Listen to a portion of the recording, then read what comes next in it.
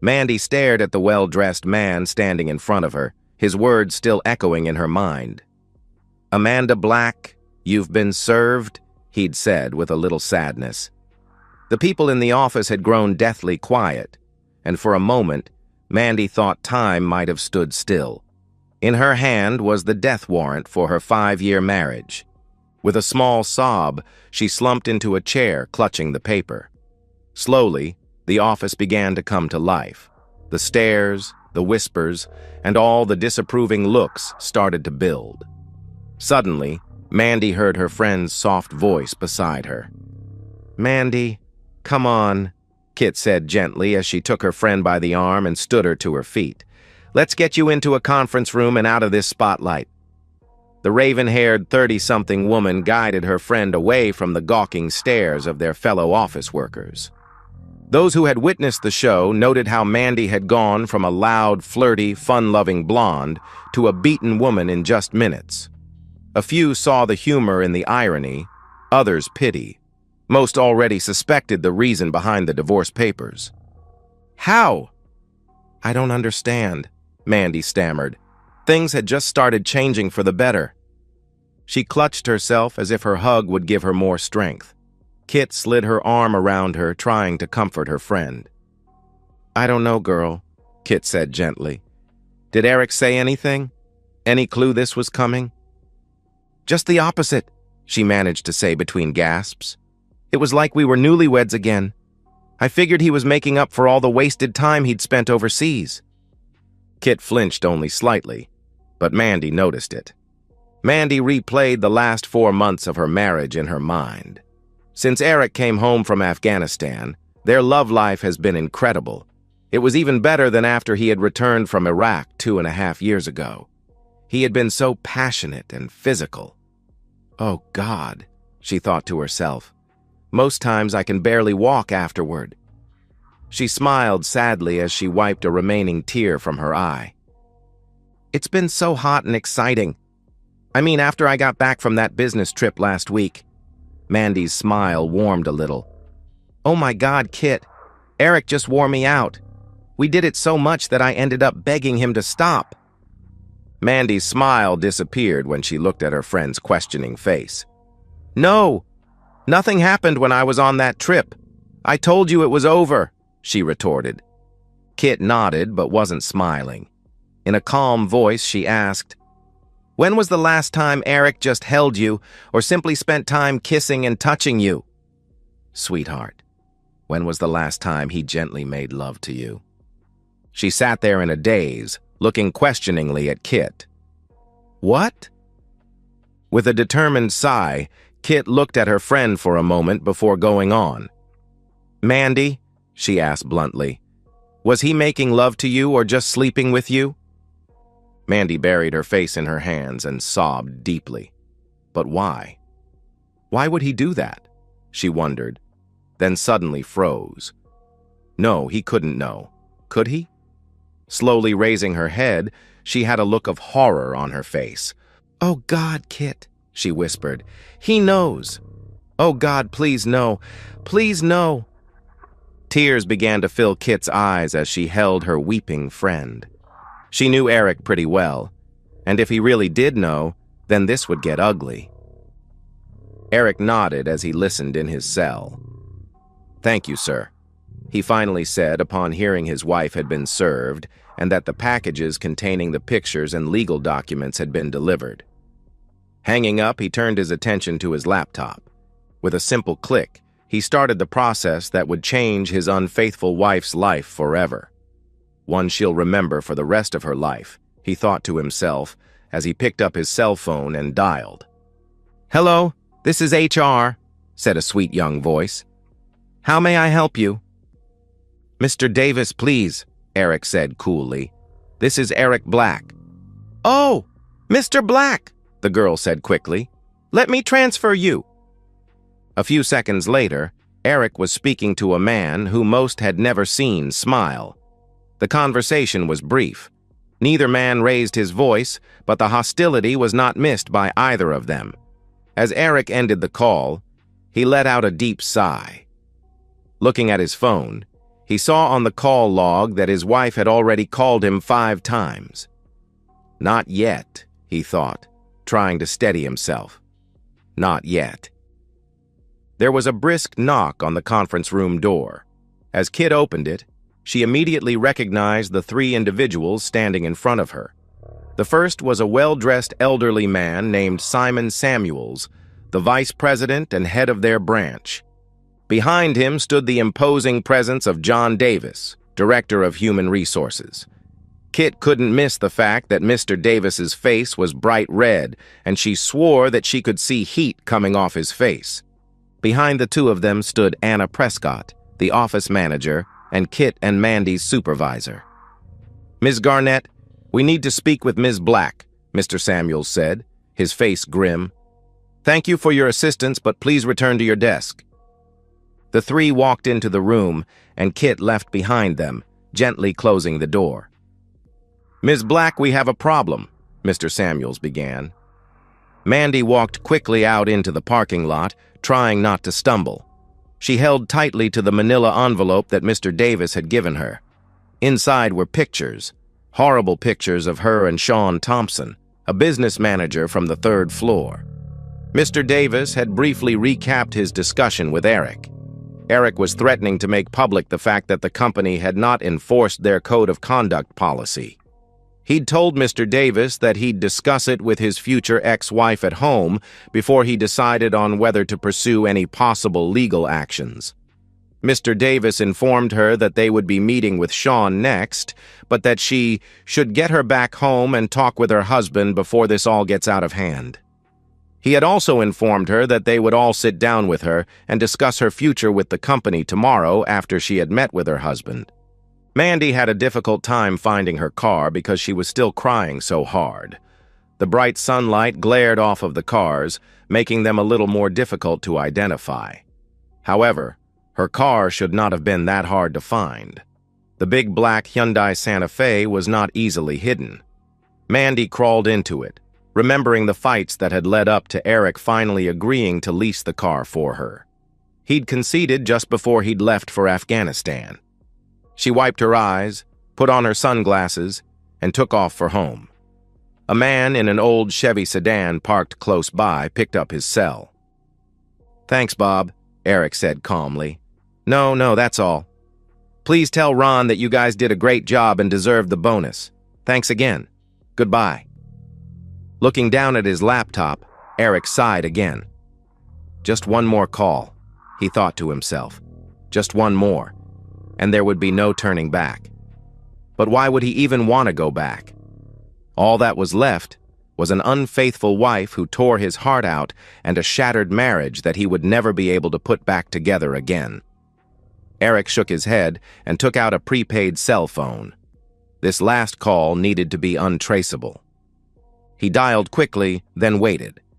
First ring, second ring, the third ring, a soft click, and then silence.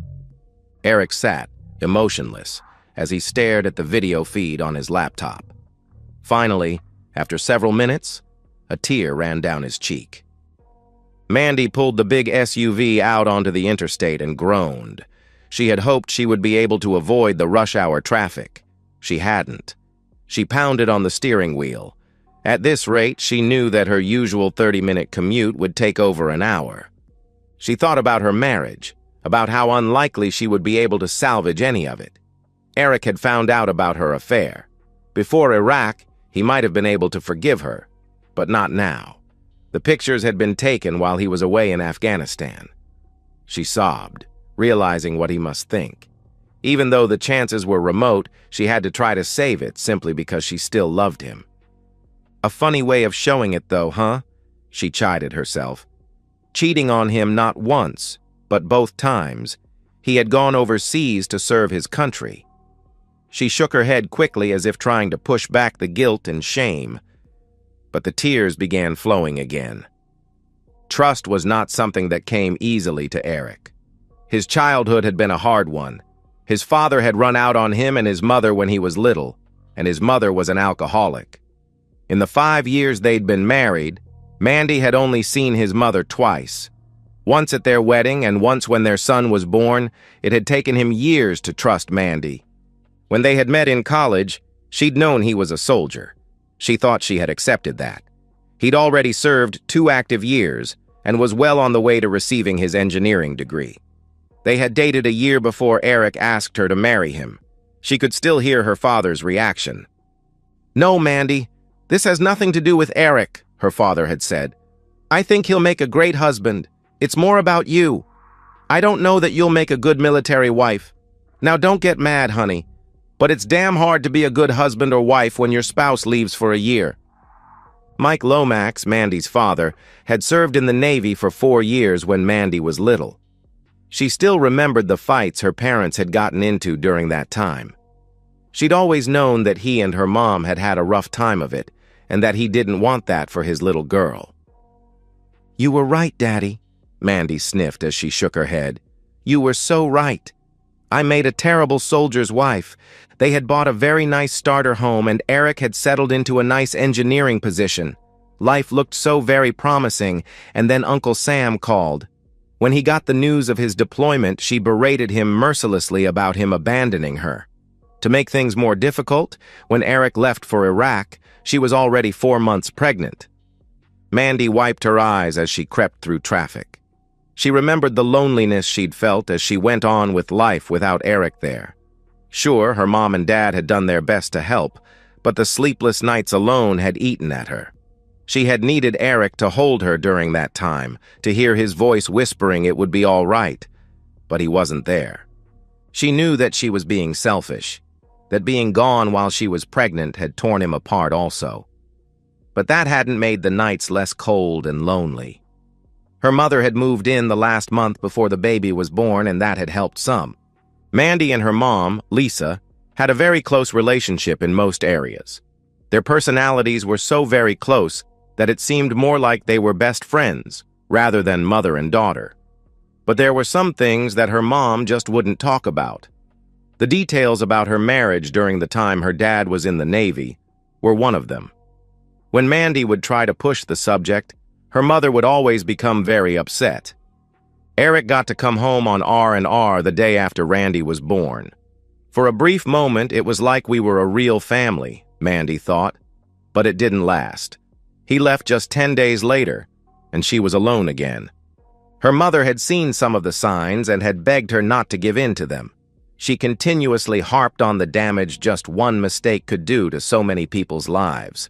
Of course, she wouldn't go into any detail, but Mandy suspected that her father may have had an affair. They were always pleasant and polite to each other, even friendly, but never passionate. It was more like they were friends living in the same house. Mandy remembered how she had fought the depression and loneliness for months after the birth. Going back to work helped at first. Then she was assigned to a project with Sean Thompson.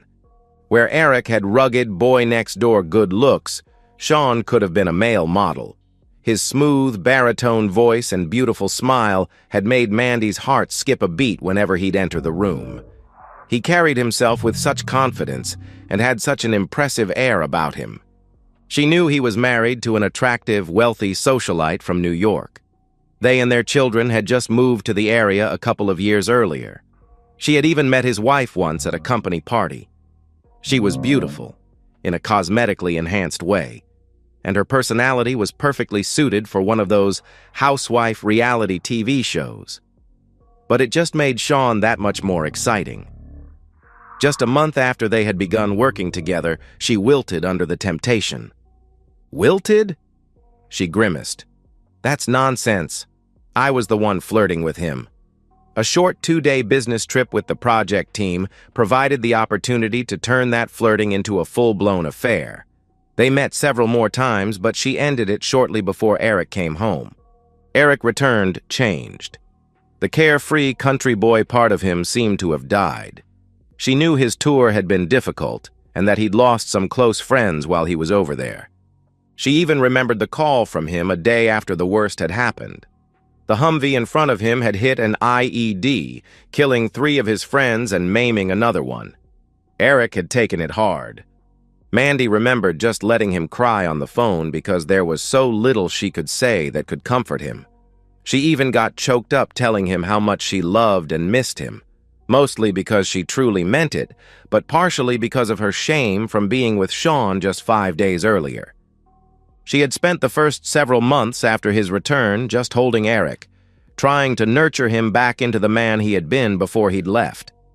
There was no doubt in her mind that she loved him, and her affair with Sean was just a season of weakness. Then, just when things seemed to be going so well again, his deployment orders to Afghanistan came through. She was crushed. Not surprisingly, 2 months after he left, she found herself back in Sean's arms. She knew there was no excuse for it, but in the end, her guilt was trumped by her loneliness and fear. She had pursued Sean again, and it had taken all of her charms to get him away from that succubus in marketing that he had started up with after their affair ended. She felt her face flush with the shame of what she had done. "Of course you're ashamed, but it didn't stop you, did it?" Mandy scolded herself. She tried to fight back the tears but failed, feeling her self-loathing pouring out with each one. Sean had spent several weekends staying at her house. He had even managed to get her on another project with him. For a moment, Mandy had even considered leaving Eric. Then reality set in. She, Randy, and her parents had gone to Fort Bragg, North Carolina, to meet Eric when he came back for R&R. The trip there was tense, to say the least. Mandy was sure her parents suspected the affair, but they hadn't confronted her about it yet.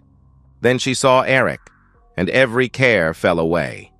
When he held her and kissed her, she remembered why she had married him in the first place. They spent every hour rekindling their marriage and strengthening their family. Mandy smiled weakly when she thought of that time. Eric had been so passionate, so tender, so incredibly loving. She had sworn to herself at that moment that she would remain faithful to him for the rest of her life. Then Eric had told her he wasn't going to re-enlist, that within 4 months after he returned from Afghanistan, he would be a civilian. She had wept openly, knowing they were soon going to be a real family again. After she had returned from Fort Bragg, she broke off all relations with Sean, much to his frustration and anger. She poured everything she had into preparing for Eric's return. Mandy had even started seeing a doctor about her fears and loneliness. She was diagnosed as clinically depressed and had begun counseling and medication. As the months went by, she felt herself getting stronger both mentally and emotionally. She swore each day that she was going to make up for all of this by being the best wife Eric could have ever hoped for. Finally, when he returned several months later, she had made good on her vows. She had denied him nothing, not her body, her attention, nor any part of her love. Kit was right, though. Things had been different when Eric had returned home this time. He was more guarded and didn't share his heart as freely. She had just thought it was because of the things that had happened when he was overseas. Now, she began to realize he had already known about her affair, and that thought terrified her. Solemnly, Eric stared out the window, watching the gentle rain fall on those unfortunate enough to be caught in it. He could tell that the little cloudburst wouldn't last very long. Soon, the sun would be shining again. Not soon enough, Eric thought to himself. No, not nearly soon enough. He watched the little dot on the laptop screen. It had been stationary for a while, but was now finally moving. His wife's SUV was still caught in traffic, but was now making progress. With a deep sigh, he looked at his watch. It was time to make the call. Depending on what was said, this could be the last time he spoke with the woman he had deeply loved for the last 6 years of his life. Mandy almost jerked the steering wheel when her cell phone rang. A quick look told her it was him. She said a short prayer, took a deep breath, and answered. "Eric?" "Yeah, it's me," he replied. "Baby, please," she said as she tried to stifle a sob. "Please let me try to explain, to tell you how sorry I am. Baby? Eric?" There was only silence. "Sweetheart?" she said. "Are you still there?" "Yeah, for the moment," he replied curtly. "Honey, where are you?" Are you at home with Randy? I don't have a home, Mandy, he said, his voice betraying his pain for only a second. You took care of that. Where are you? It doesn't matter. I'm just waiting. For me? Her voice was hopeful. Like you waited for me, honey? Mandy couldn't contain the sob as it caught in her throat. She had never heard so much pain and anger in his voice before, and certainly never directed at her. Eric, please, there's so much to say. I've messed up so badly, I know I have, but I need to talk to you. There is so much I need to say to you. I love you, baby. Only you. There was only silence on the other end of the line. Then he spoke. All right, Mandy, say what you need to, but I doubt it's going to change anything. You've been sleeping with some other guy while I've been away. Not once, but many times. So just what the hell do you think you could say that will make any difference? Please, Eric, please, for our sake. She begged through her tears. Don't give up on us before I see you, please, baby. Don't give up, he hissed, like you did on us? No, she screamed over the phone. I know what I did doesn't look like it, but I never gave up on us. I was alone and scared. I know it's no excuse, but I was. But I still love you and I believe in us, baby. I really do. Are you serious? He said, surprised. Eric paused for a moment, wondering if she actually believed what she was spewing. Are you saying you didn't give up on us when you were pleasing him like that? How about when you were calling out his name while betraying me over and over? Tell me how the hell you could even begin to think that wasn't giving up on us. All she could do was cry as she crawled through traffic, trying to get to him as quickly as she could. If she could just see him face to face, then he'd see the remorse she felt, and then there might be some hope. He continued bitterly. I finally got the proof my unfaithful wife was cheating on me while I was in Afghanistan. Lucky for both of us, I guess. I think I might have killed you and that jerk if I'd found out while I was stateside. After a few seconds, he sighed. Amanda, this will be our last conversation. If we get disconnected or either one of us gets put on hold, then there won't be another one. Eric, please, she pleaded. We can go to counseling. We can get through this, baby. We really can. He continued. Listen, there are a few things you need to know before you get home. First, I've cleaned out all of our accounts and maxed out all the credit cards. I figure you've screwed me over for the past 3 years, so I'm returning the favor. He ignored her gasp. You can keep the house since I'm sure I can still smell him in our bed. I packed up the things I wanted. It ended up only fitting in a single suitcase, so the rest is yours. You can keep your SUV, though I'm not sure how you'll pay for it since I suspect you'll be fired tomorrow. I've sent those pictures to all of your co-workers, family, all of our friends, and even our church. Plus, I've submitted them and a bunch of video to several adult sites, along with all your information. I'd suspect that you'll be very popular soon. Oh, Eric, no, Mandy sobbed. Why? Why wouldn't you wait until we had talked? I did wait, Mandy, he said calmly. I waited 4 months after I got back, but you said nothing. And wouldn't have said anything if you hadn't had been caught. Isn't that right, baby? What could she say? He was right. As for your little boy toy, Eric sneered, I almost paid him a little visit. But after meeting with his wife a few times, I don't think that it will be necessary. That is one vindictive, cold-hearted woman. You might want to give Sean a little heads up. He'd better run. Seems his wife's family has some interesting connections with some very shady people. It won't surprise me if little Sean doesn't get through the year without having an accident. She'll probably come after his little lovers, too. Oh, wait. That would include you, too, wouldn't it? Eric, please, give me the chance to make this up to you, please. Mandy's cell phone beeped. Looking at it, she recognized the number. Eric? It's Mrs. Johnson from next door calling. I told you if you disconnect, we're done. His tone was threatening. Startled, Mandy replied softly, Okay, baby. I was just concerned that maybe something had happened to Randy. Randy's fine. Eric's voice softened. He's with me right now and he's sound asleep. She sighed in relief and let the call go to her voicemail. "Speaking of Sean's wife, Victoria," he said calmly, "while you two went out on your little business trip last week." He was interrupted by Mandy's cell phone buzzing again. It was another neighbor calling. "Sweetheart, it's Mrs. Wilcox. Are you sure Randy's okay?" "Yes, both Randy and I are perfectly all right," Eric said with an eerie tone that made Mandy begin to panic. He chuckled. "Now, about Victoria Thompson. She's quite something. While you and that jerk were finally acting like you should have been for the past 3 years, I was spending 2 days getting to know his wife, intimately."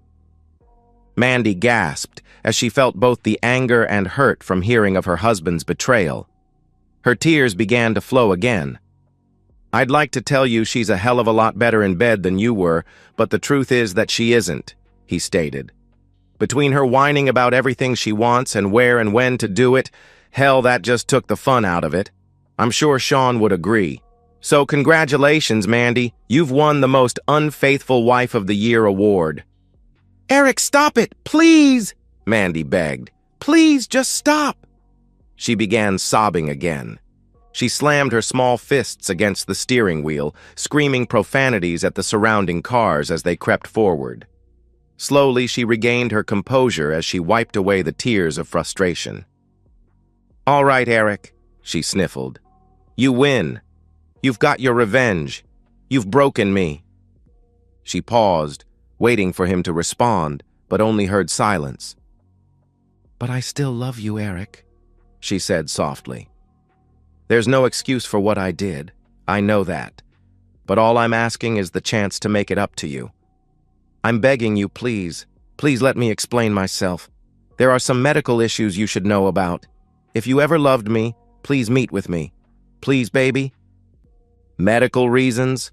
he snorted. "Postpartum depression? Clinical depression? Bipolarism? Hell, try post-traumatic disorder. In the end, it doesn't really matter, does it, Mandy? You still went and had an affair with some other guy. How did I find out? It really doesn't matter. Once I did, I hired some people to watch you. They did one hell of a job, too. They tapped phones and planted cameras all over our house, even put one in our bedroom."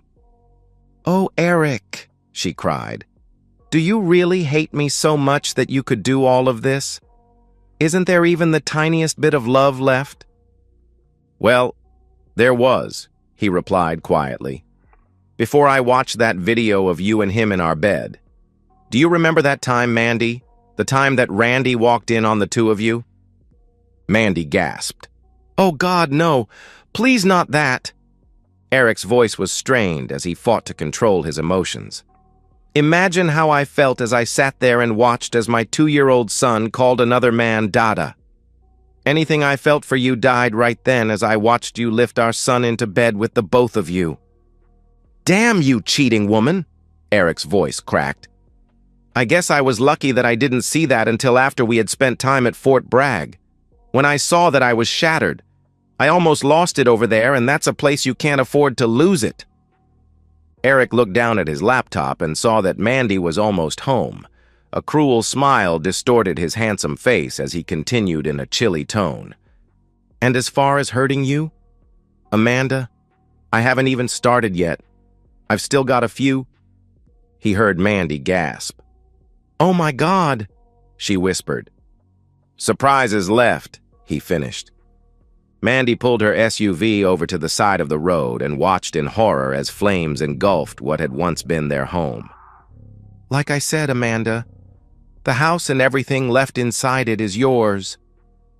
Mandy began to shake, still not believing her eyes. "Damn it, Eric! What did you do?" "That's a rhetorical question, isn't it?" Eric said with a smirk. "I was trained to build things in combat conditions, Mandy. Wouldn't it make sense? I might know a thing or two about destroying those things, too." "Where's Randy?" she yelled. "Damn it, Eric! Where the hell is my son?" "Our son is sitting about 3 feet from me asleep in his car seat.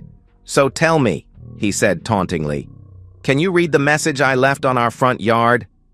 "What?" she stammered. "What message? Oh my God." Eric chuckled. "I wasn't sure people would be able to read it from ground level. But the news helicopters, they should enjoy the words cheating woman burned into the front lawn. I wouldn't count on a lot of sympathy from the neighbors, he continued. I had those pictures posted around the neighborhood and paid some teenage boys to distribute extra copies up and down the block. He stopped for a few seconds and listened to his wife weep.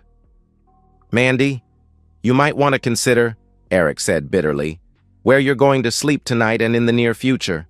I guess you could sleep in your SUV until they come and repo it. Or maybe, no, I doubt Sean will be able to help you. I'm sure Victoria is flaying him alive by now. I guess that just leaves your parents. He chuckled. I wonder how your dad will feel about having two cheating women living under his roof. What? Mandy whimpered through her sobs. Damn, Mandy, how stupid are you really? You always told me that you thought your dad had cheated on your mother when he was in the Navy. Hell, it was your mother who cheated on him. Mom? She said, her voice shaking. Eric laughed cruelly. Oh, hell yeah. He told me a little about it after I came home from Iraq. Now, why do you think he'd do that, Mandy? Do you think maybe he suspected his little baby girl was cheating on her husband just like her mama had done to him? But unlike your father, Eric continued, I can't live with an unfaithful spouse the rest of my life. Maybe he stayed for you, or maybe he still loved her. I don't know. That's his decision. Mine is to start again and hopefully find a woman that I can spend the rest of my life with. I'm sure I'll find someone who can love me, be faithful, and make a good mother to Randy. Please, Eric, Mandy sobbed. I can be that kind of wife. Just give me another chance to show you. And I'm already a good mother to Randy. I'm the only mother he needs. I guess that's something the courts will have to decide, isn't it? He said calmly. Of course, the fact that I've burned down our house and have effectively bankrupted us probably won't go in my favor. Eric watched as a young man wearing a jersey and ball cap got out of a cab and stood on the curb looking in his general direction. Eric flashed his headlights twice, and the kid began walking towards him. All right, Mandy, Eric said calmly, looking at his watch. There are a few things you still need to know, and there isn't much more time, so listen very carefully. First, your bosses shouldn't get too excited by my threats. However, Victoria is filing a similar lawsuit and will probably win. I think the courts will really like her and all the evidence that I've given her. As for me, Eric cleared his throat. Well, I don't like my chances in court, so I've accepted a job overseas. I think Randy and I will like it pretty well. No! Mandy screamed into the phone. You can't take my baby! Actually, he's my son and I can. No, Eric, please, she begged. He's my son too. Amanda, he said calmly. He won't even remember you after a few years. I don't remember my dad. But don't worry. I'll send pictures of him to you at Christmas, and we'll even call on Mother's Day and his birthday. Since we won't know where you'll be, we'll just call your parents. Mandy wept bitterly as she realized the hopelessness of her situation. Eric sat for a moment, concerned and somewhat disturbed by his own actions. He knew he had no intentions of sending any pictures or calling her ever again. The thought of her waiting desperately for calls that would never come and reliving this revenge for years to come was crueler than he had previously thought himself capable of. Goodbye, he said coldly. I hope you rot in hell. He wiped a tear from his cheek, listening to her hysterical screaming, begging for her son as he hung up. Captain Black? The kid in the jersey asked, standing in front of him. Not anymore, Eric smiled weakly. I'm just Eric Black. Well, at least for a little bit longer. The young man grinned and handed him the manila envelope that contained account numbers and passwords to the offshore bank accounts that his funds had been deposited in, minus, of course, certain fees. Here are the passports, picture IDs, and airline tickets for Marcus Gray and his son, Michael Gray, the teen said, smiling. Eric smiled a little more and began placing his old IDs and the 2 SIM cards from the cell phones into a small metal bucket. With a smirk, he took a lighter and melted it into a small puddle of blackened plastic.